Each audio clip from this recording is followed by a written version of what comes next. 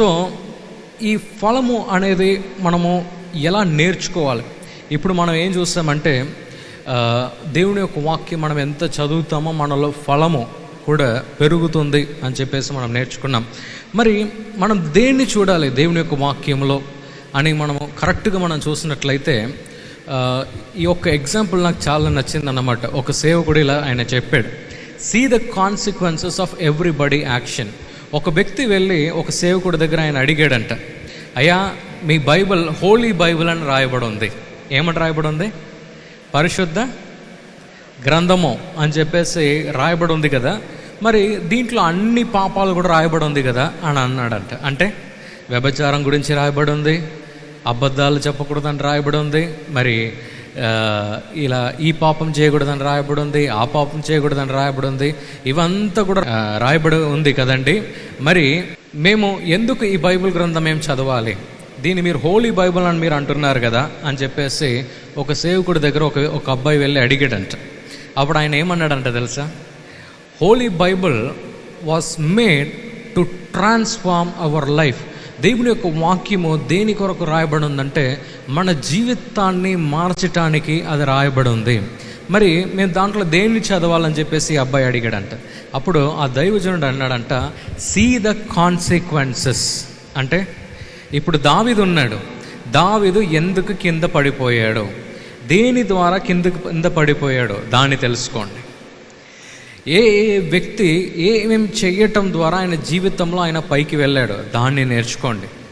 లేకుంటే ఎవరు వారి యొక్క జీవితంలో ఎక్కడ కొంత కింద పడిపోకుంటే స్థిరంగా వారి జీవితంలో వారు పైకి వెళ్ళగలిగారు. యోసేపు వారి యొక్క జీవితాన్ని ధ్యానించండి. సో ఇది ధ్యానిస్తున్నప్పుడు మీకు ఏమవుతుందంటే దాంట్లో మీరు ఏం చేయాలి, ఏం చేయకూడదు అని చెప్పేసి దేవుని యొక్క వాక్యం మీకు నేర్పిస్తుంది అని ఆయన అన్నాడంట. హల్లెలూయా కదండి.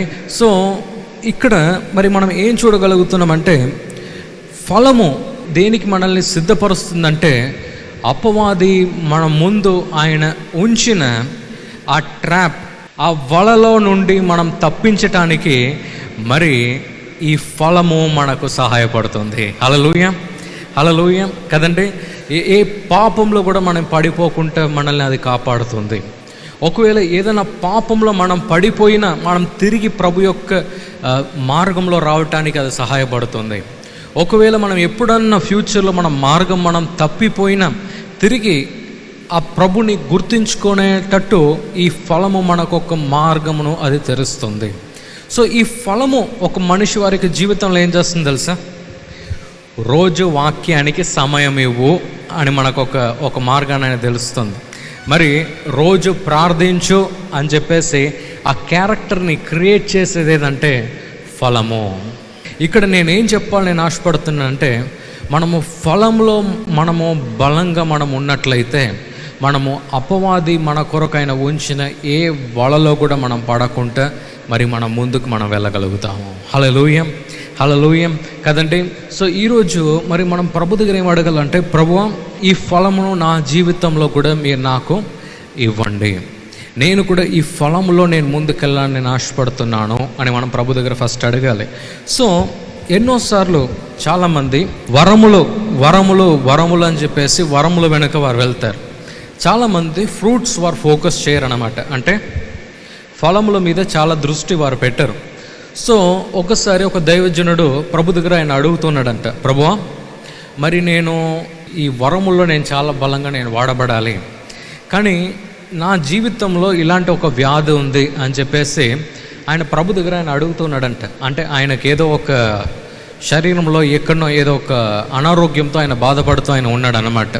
వెంటనే ప్రభు ఏం చేశాడంటే ఈ వ్యక్తిని పరలోకంకి మరి ప్రభు ఆయన తీసుకెళ్ళాడంట. మరి తీసుకొని వెళ్ళిన తర్వాత ఆయన నడుస్తూ వెళ్తూ ఉన్నాడంట. ప్రభు ఆయన యేసుక్రీస్తుతో ఆయన నడుస్తూ ఆయన వెళ్తూ ఉన్నాడంట. మరి వెళ్తూ ఉన్నప్పుడు ప్రభు ఒక డోర్ ఆయనకు చూపించాడంట. ఆ డోర్ ఇలా వారు తెరిచారంట. మరి తెరిచిన వెంటనే చూస్తే ఒక కోర్ట్ రూమ్ లాగా ఉందంట. అంటే కోర్ట్ రూమ్ని ఏమంటారంటే, కోర్ట్ అందరికి తెలుసు కదా, ఎస్.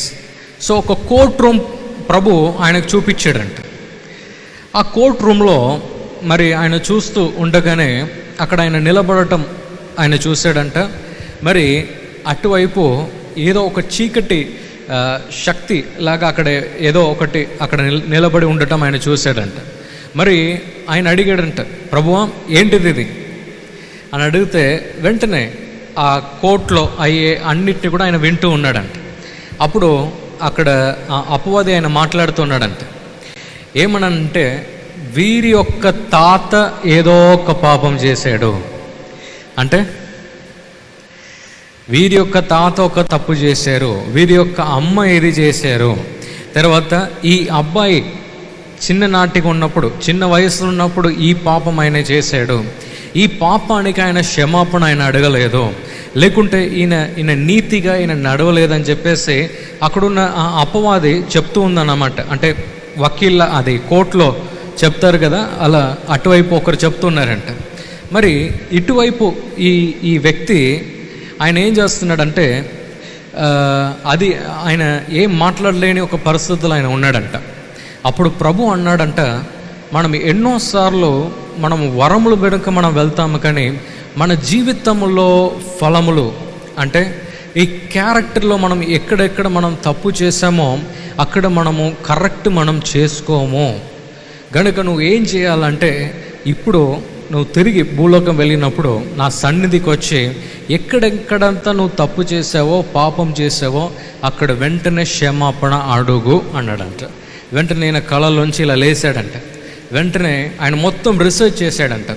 మరి వారి యొక్క అమ్మ దగ్గర వెళ్ళాడంట, నాన్న దగ్గర వెళ్ళాడంట. మరి నేను ఒక కళ చూశాను, ఇలా ఒక దర్శనం నేను చూశాను, మరి మన తాతయ్య ఎలా చేసేదా, మన అమ్మమ్మ ఎలా చేసేదా, లేకుంటే మన కుటుంబంలో ఇలా ఏదైనా అయిందా అని చెప్పేసి అన్నిటిని కూడా వారి తల్లిదండ్రుల దగ్గర ఆయన అడిగారంట.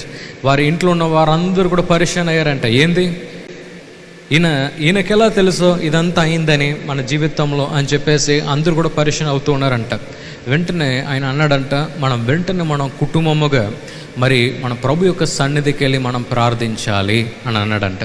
వెంటనే అందరూ కూడా మోకరించి మరి ప్రభు యొక్క సన్నిధికి వెళ్ళి క్షమాపణ అడిగారంట. ప్రభువా, మరి ఈ తెలిసి తెలియక చేసిన ప్రతి పాపంలో నుంచి కూడా మాకు విడుదల మాకు ఇవ్వండి అని వారు ప్రార్థించగా, మరి ప్రభు వారి జీవితంలో ఉన్న ప్రతి వ్యాధుల నుంచి కూడా ప్రభు విడుదల ఇచ్చాడంట. హల్లెలూయా. అంటే మనం ఎప్పుడు కూడా వరము మేరకు మనం వెళ్తాం, కానీ కొన్నిసార్లు అలాంటి వ్యాధి కానీ బాధ కానీ కొన్నిసార్లు మనమే తెలియకుండా మన జీవితంలో అనుమతిస్తూ ఉంటాం. కానీ ఈ ఫలము మన జీవితంలో ఏం చేస్తుందంటే దాంట్లో పడకుండానే మనల్ని ఆపుతుంది. హల్లెలూయా కదండి. సో ఈరోజు మరి మన ప్రభు దగ్గర ఏం అడగాలంటే, ప్రభువా, నాలో ఫలము ఎక్కడన్నా బలహీనంగా ఉన్నట్లయితే నన్ను దాంట్లో ఇంకా బలపరచండి అని మనం అడగటం మనం ప్రారంభించాలి. ఈ ప్రోగ్రాం మీకు ఆశీర్వాదకరంగా ఉన్నదని మేము నమ్ముతున్నాం. ఫస్ట్ లైక్ చేయండి, తెలిసిన వారు మీ ఫ్రెండ్స్ అందరికీ మీరు షేర్ చేయండి, తర్వాత సబ్స్క్రైబ్ చేయండి. తప్పగా ప్రభు మిమ్మల్ని దీవిస్తాడు. ఇక రాబో వీడియోను కూడా మీరు చూడండి, దీవించబడండి. ప్రభు మిమ్మల్ని దీవించును గాక. God bless you.